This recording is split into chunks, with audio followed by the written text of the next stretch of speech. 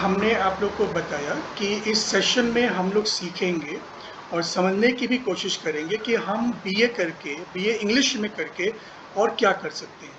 फिर एमए अगर हम करते हैं तो क्या कर सकते हैं और हमारे लिए बेस्ट क्या है। इन सब चीज़ों पे हम लोग आज इस सेशन में डिस्कशन करेंगे।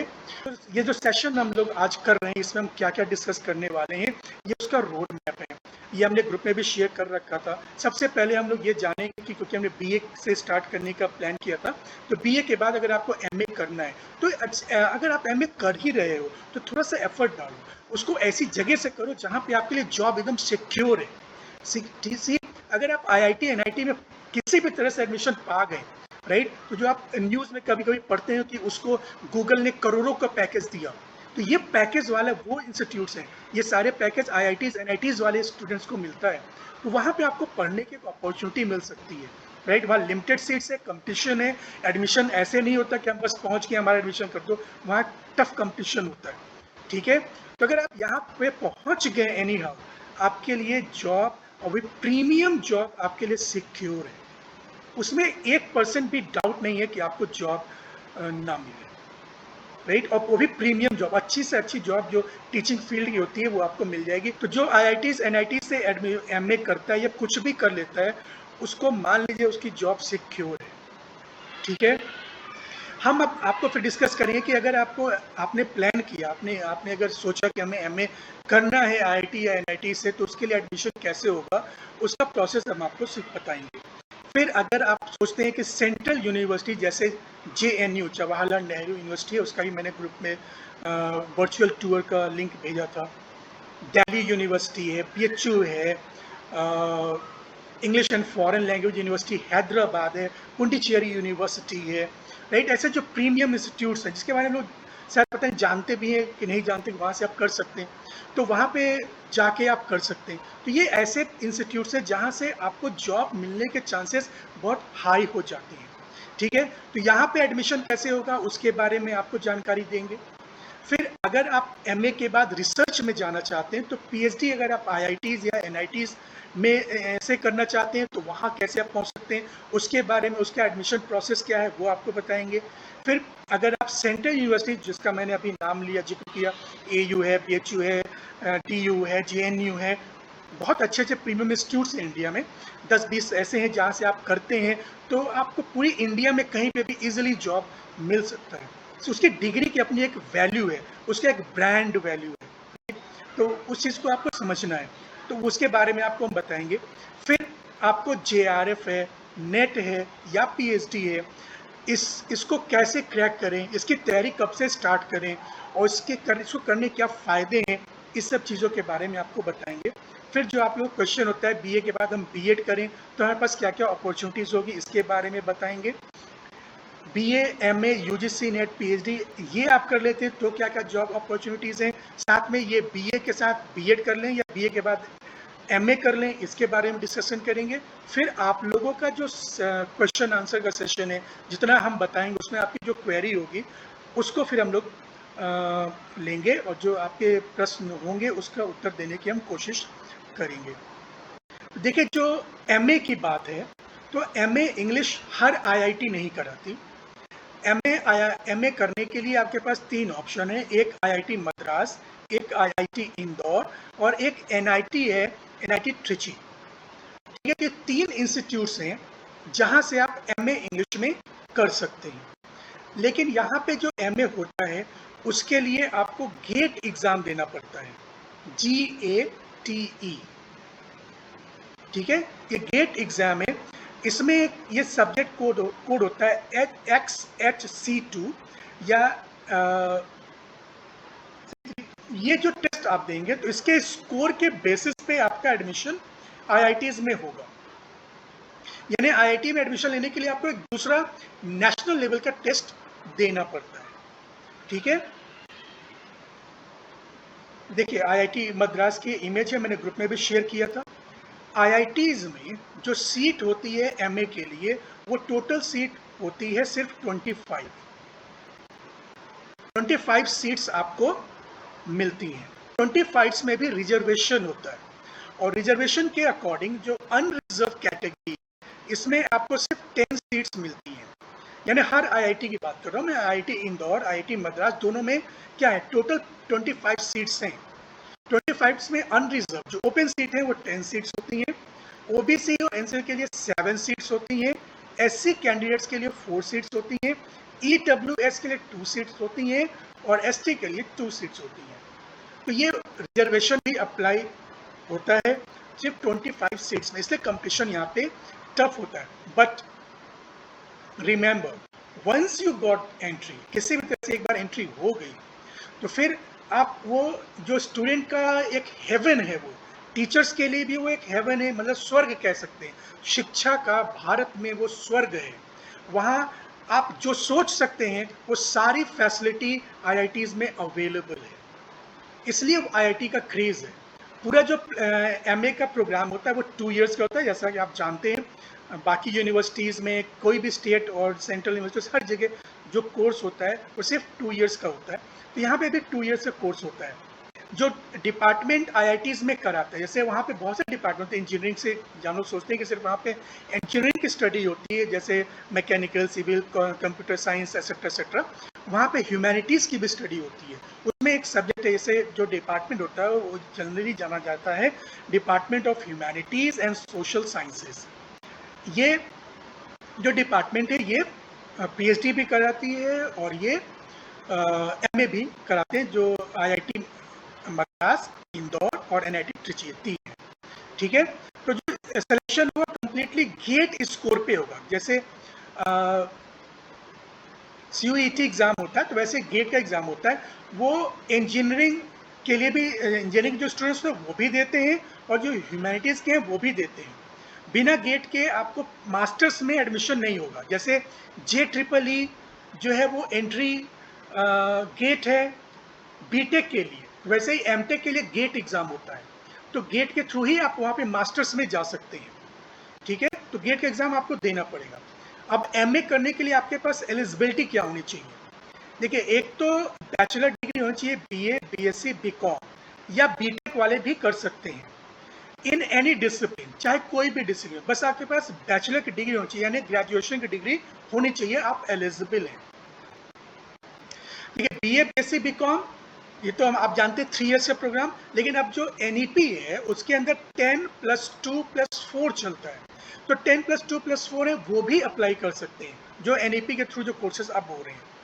मिनिमम मार्क्स, ये इंपॉर्टेंट है, आपका जो मार्क्स है वो 60% होना चाहिए और या 6.5 CGPA, अगर जैसे अभी जो एनईपी के तहत ग्रेडिंग सिस्टम है तो 6.5 CGPA इज इक्विवेलेंट टू 60%, यानी 60% होगा तभी आप आईआईटीज में अप्लाई कर पाएंगे, अदरवाइज आप अप्लाई नहीं कर पाएंगे।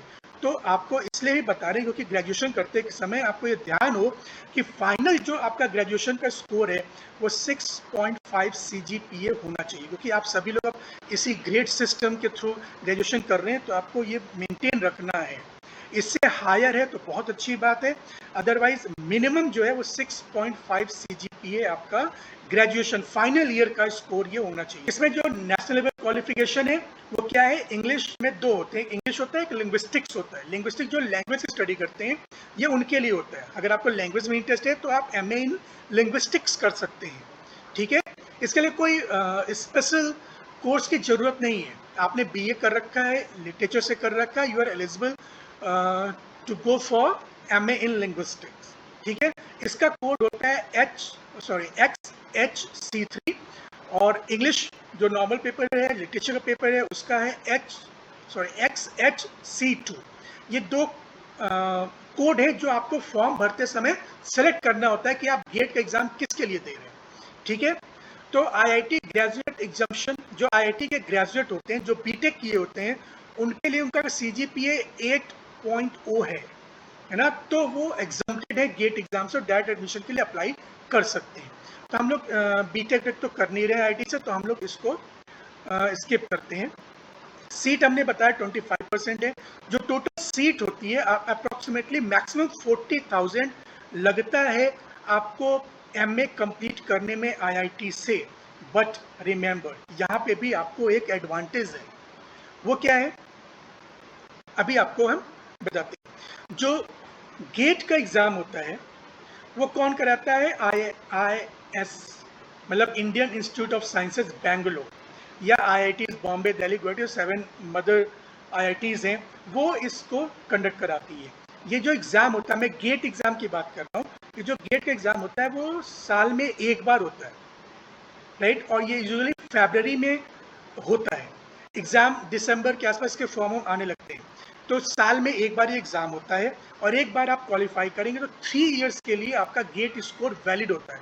3 साल के अंदर आप कहीं पे भी एडमिशन ले सकते हैं। जो इसका एग्ज़ाम होता है वो OMR शीट या रिटन नहीं होता, वो CBT होता है, यानी कंप्यूटर बेस्ड टेस्ट होता है। एक सेंटर होगा, वहाँ जाके आपको टेस्ट देना होगा, ठीक है। जो टोटल मार्क्स होते हैं, ये 100 मार्क्स का एग्ज़ाम होता है, जिसमें 15 मार्क्स जनरल एप्टीट्यूड के होते हैं और 85 मार्क्स सब्जेक्ट स्पेसिफिक होते हैं। आप इंग्लिश का देंगे तो 85 क्वेश्चन इंग्लिश से होगा, और 15 मार्क्स जो होते हैं जनरल एप्टीट्यूड जैसे रीजनिंग, मैथ, वो सब होता है, उसका होता है। पूरा सिलेबस दिया रहता है, कुछ भी यहाँ पे हिडन नहीं है, कंप्लीटली ट्रांसपेरेंट है, राइट। इसमें कोई पेपर लीक, ये सब कुछ नहीं होता, राइट। यहाँ पूरा फेयर एग्जाम होता है, ट्रांसपेरेंट एग्जाम होता है, राइट। तो इसको ध्यान रखिए। तो 15 जो क्वेश्चंस होंगे, 15 मार्क्स के जो क्वेश्चन तो जनरल एप्टीट्यूड के होते हैं, बाकी 85 मार्क्स का सब्जेक्ट होता है। अगर आप सब्जेक्ट में अच्छा स्कोर कर रहे हैं तो फिर आपको अगर सब्जेक्ट की अच्छी नॉलेज है तो आप इसमें अच्छा परफॉर्म कर सकते हैं। इस एग्ज़ाम को इसके आंसर्स करने के लिए आपको 3 घंटे मिलते हैं, राइट। और इसका जो स्कोर होता है, यानी गेट में जो स्कोर मिलेगा आपको, वो 3 इयर्स के लिए वैलिड होता है। और आपका जो गेट का स्कोर है, मान लीजिए कि 100 मार्क्स का ये पेपर है, तो 100 मार्क्स में आपने 98 मार्क्स आपके आगे, तो ये 98 मार्क्स 3 साल के लिए वैलिड है। 3 साल के लिए आप कहीं भी किसी भी IIT में अप्लाई कर सकते हैं। लेकिन जब स्क्रूटनी होगी तो आपका जो स्कोर है गेट का, उसी के आधार पे आपको इनवाइट किया जाएगा एडमिशन के लिए। अटेम्प्ट के लिए कोई एज लिमिट नहीं है, no cap on the number of attempts. GATE का जो एग्जाम होता है उसकी कोई एज लिमिट नहीं है, और ना ही कोई अटेम्प्ट का लिमिट। आप जितनी बार देना चाहें उतनी बार दे सकते हैं। तो बेनिफिट क्या है? आप ग्रेजुएशन कर रहे हैं, BA 3rd ईयर में है, तो मतलब आप 5th सेमेस्टर में एंटर कर रहे हैं, तो 5th सेमेस्टर से पहले आप 2nd सेमेस्टर में भी ट्राई कर सकते हैं, ठीक है, ताकि आपको पता चल जाए। नॉमिनल फीस होता है, जाके देना रहता है। फिर आप जब 3rd सेमेस्टर में आए तो उसको सीरियसली दिए, ताकि आपको ग्रेजुएशन करते करते आप इसके लिए क्वालिफाई कर जाएं, और आप अगर एडमिशन लेना चाहें तो आप ले पाए। BA करने के बाद इसकी तैयारी करने की कोई ज़रूरत नहीं है, वरना ईयर गैप हो जाता है, और जो आप टाइम आपका नुकसान होता है। जैसे आपने सोचा कि चलो पहले BA कर लेते हैं फिर गेट की तैयारी करेंगे, तो आपका वो जो तैयारी का जो पीरियड होगा वो कहीं काउंट नहीं होगा, और वो आपको नुकसान ही करेगा आगे आपके करियर में। तो आप जो पढ़ाई कर रहे हैं, आखिर सिलेबस सिमिलर है, वो मैं आपको दिखाऊंगा। जो BA में आप पढ़ रहे हैं वही सिमिलर गेट का भी सिलेबस है। तो दोनों प्रोफेसर एक साथ क्यों नहीं करेंगे हम?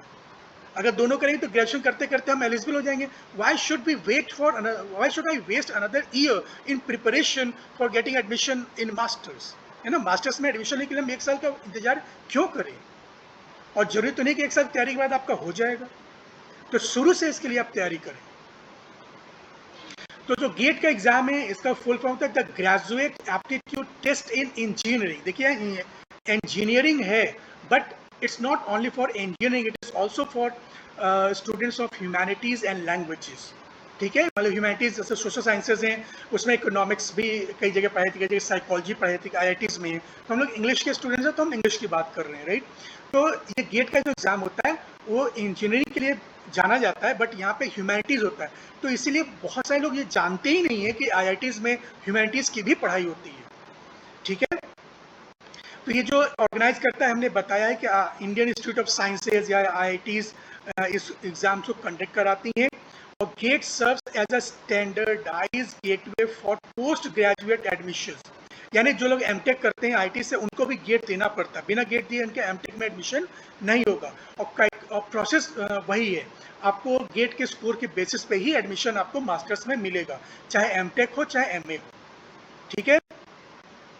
तो एलिजिबिलिटी के बारे में हमने आपको डिस्कस कर चुके हैं, और 3 इयर्स की वैलिडिटी के बारे में भी हम आपको बता दिए हैं। चलिए, फाइनेंशियल सपोर्ट क्या मिलता है अगर आप IIT से करते हैं? आपने देखा कि 40,000 लगेगा, बट रिमेंबर स्टूडेंट्स, आपको 12,400 रुपये पर मंथ मिलता है अगर वहाँ पे आप टीचिंग असिस्टेंट के रूप में काम करने लगते हैं तो उसको बोलते हैं HTRA। यानी आपका फीस कितना लगा 40,000 और मिल कितना रहा है, अगर 12 महीनों कर ले तो लगभग 1.5 लाख रुपए आपको पढ़ाने के मिलते हैं। तो उससे आप आराम से हॉस्टल की फीस, खाने को बहुत नॉमिनल होता है वहाँ, राइट। और एकदम मतलब कहते हैं ना फुल लग्जरियस लाइफ वहाँ जी सकते हैं एक स्टूडेंट के लिए जो आप सोच सकते हैं। और वहाँ की जो फैसिलिटी है वो हमने आपको वीडियो शेयर किया, आप देख सकते हैं कि वहाँ की जो लाइफ है वो बिल्कुल अलग लाइफ होती है, राइट। इसीलिए कहा जाता है कि जो IITs NITs हैं वो इंडिया में पढ़ाई के लिए स्वर्ग है। जो लेटेस्ट टेक्नोलॉजी है, लेटेस्ट जो चीज़ें हैं वो वहाँ पे आपको मिलती हैं। फिर कुछ इंस्टीट्यूट्स होते हैं जो पर मंथ 5,000 का स्टाइपेंड भी प्रोवाइड करते हैं। वो एलिजिबिलिटी पे डिपेंड करता है कि आपने क्या स्कोर किया है, किस चीज़ के लिए आप एलिजिबल हैं। वर्क एक्सपेक्टेशन, अगर आप यहाँ पे टीचिंग असिस्टेंटशिप के रूप में भी काम कर रहे हैं तो 8 to 10 आवर्स पर वीक की बात है। देखिए पूरे दिन में हम लोग अगर ड्यूटी करते हैं तो जो बाकी जगह प्राइवेट सेक्टर में 10 बजे से लेकर शाम को 5 बजे तक जॉब करते हैं, तो टोटल कितना होता है 7 आवर्स। और यहाँ पे वो एक दिन में 7 घंटे काम करते हैं। बैंक के एम्प्लॉयज़ हैं जो भी उनको देखो 8-8 घंटे 9-9 घंटे उनको पर डे काम करना पड़ता है। But as a student you will work only for 8 to 10 hours per week. यानी एक हफ्ते में आप सिर्फ 8 से 10 घंटे काम करेंगे, आपको मिले कितना 12,400 रुपये फाइनेंशियल सपोर्ट वहाँ पे आपको मिल रहा है, राइट। तो ये बेनिफिट है। ये बेनिफिट आपको इंडिया में और किसी भी इंस्टीट्यूट में नहीं मिलेगा, लेट मी टेल यू। चाहे आप कहीं पे भी हो, किसी भी यूनिवर्सिटी में हो, सेंट्रल यूनिवर्सिटी चाहे JNU कहीं पे भी होंगे, आपको ये फैसिलिटी नहीं मिलेगी। वहाँ पे ये टीचिंग असिस्टेंटशिप का कोई रोल नहीं है। तो वहाँ पे आपको MA जो फीस लगती है वो लगेगी, उसका कोई स्कॉलरशिप ही एक ऑप्शन है, अदरवाइज नहीं। अगर आप एलिजिबल हो तो आपको गवर्नमेंट स्कॉलरशिप मिलेगी, अदरवाइज नहीं मिलेगी, ठीक है। तो ये IITs में करने का बहुत बड़ा बेनिफिट है।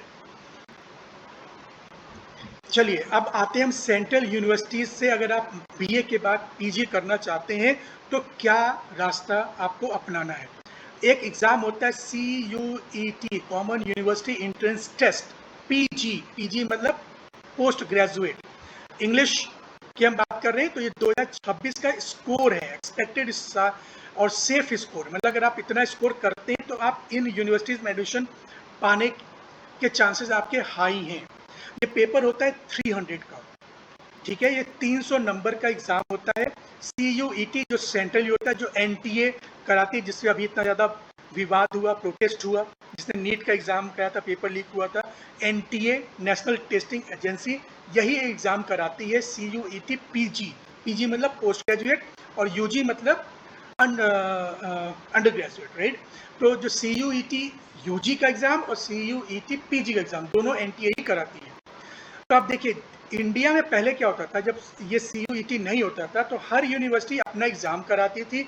बच्चों को बहुत दिक्कत होती है, आपको JNU में पढ़ना है तो आप JNU जाके एग्जाम दीजिए, DU में पढ़ना है तो DU जाके, तो आपको हर यूनिवर्सिटी का अलग अलग फॉर्म भरना पड़ता था और आपको जाके वहाँ एग्जाम देना पड़ता था। तो वो आप नेशनलाइज एक एग्जाम होने से आपको ये बेनिफिट है कि सिर्फ एक एग्जाम देना है और आप इन सारी यूनिवर्सिटीज में अप्लाई कर सकते हो। जहाँ पे आपकी काउंसलिंग में आपका रैंक आ गया, आप वहाँ पे एडमिशन लो, नहीं तो दूसरी यूनिवर्सिटी में भी ट्राई कर सकते हो, कोई चार्जेस नहीं है उसके। तो अगर मान लीजिए अगर आप JNU के टारगेट कर रहे हैं, जो सब इंडिया का बहुत मतलब नंबर 1 इंस्टीट्यूट माना जाता है ह्यूमैनिटीज़ के लिए, तो JNU में अगर आप जाना चाहते हैं तो आपको 300 में लगभग 265 से 75 नंबर चाहिए जनरल के लिए, और फिर OBC के लिए 245 से 255 चाहिए, और EWS में 250 से 260 चाहिए, है। तो इससे स्कोर ये दिया हुआ है।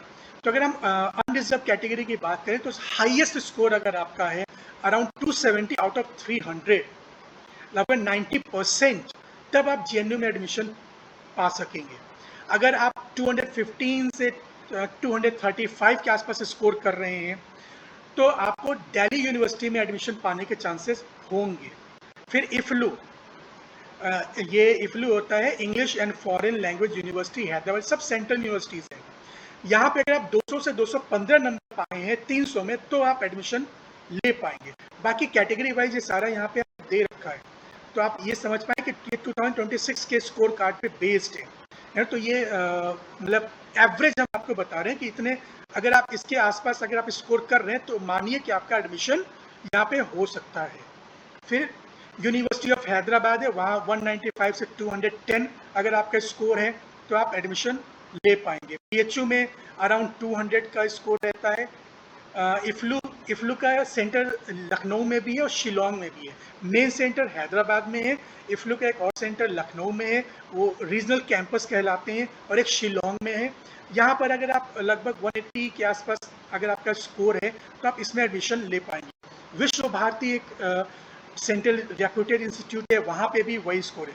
तो कुल मिला के अगर आप जो प्रीमियम इंस्टीट्यूट से इंडिया में अगर वहाँ पे एमए करना चाहते हैं आईआईटीज के अलावा, तो आपको 300 में एटलीस्ट 160 मतलब अराउंड 55% या 60% स्कोर अगर आप करते हैं तो आप कर पाएंगे।